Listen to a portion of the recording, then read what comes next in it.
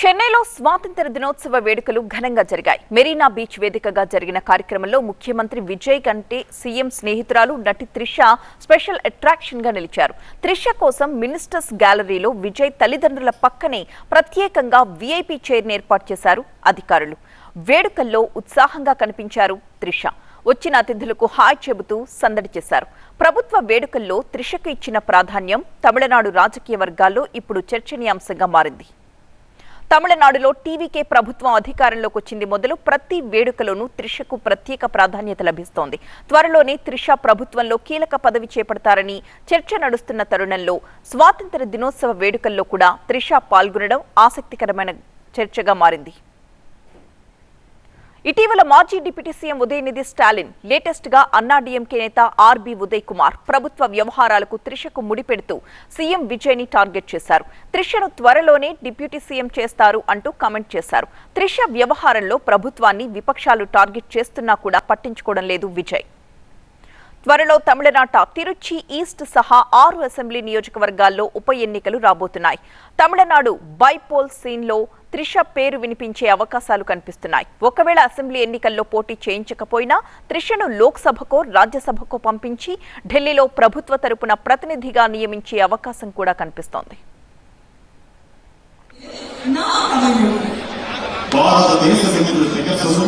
Good morning and welcome. Thank you for joining us here as we celebrate Independence Day 20.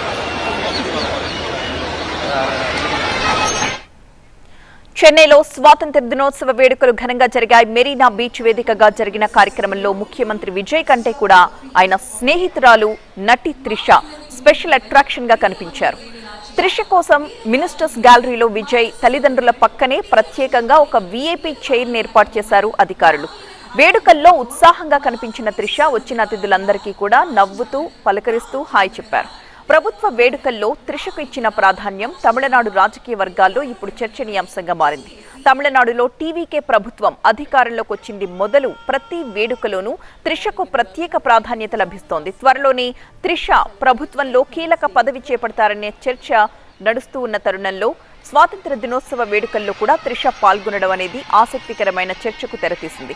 ఇటీవల మాజీ deputy CM Udhayanidhi Stalin, latest గా అన్నాడీఎంకే నేత RB Uday Kumar ప్రభుత్వ వ్యవహారాలకు త్రిషకు ముడిపెడుతూ CM Vijay ని టార్గెట్ చేశారు. త్రిషను త్వరలోనే డిప్యూటీ సీఎం చేస్తారంటూ కమెంట్స్ కూడా చేశారు. త్రిష వ్యవహారంలో ప్రభుత్వాన్ని విపక్షాలు టార్గెట్ చేస్తున్నా కూడా పట్టించుకోవట్లేదు Vijay.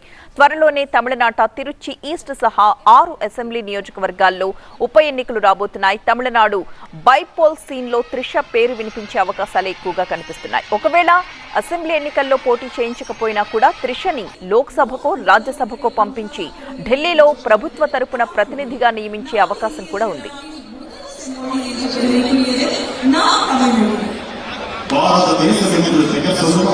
Good morning and welcome.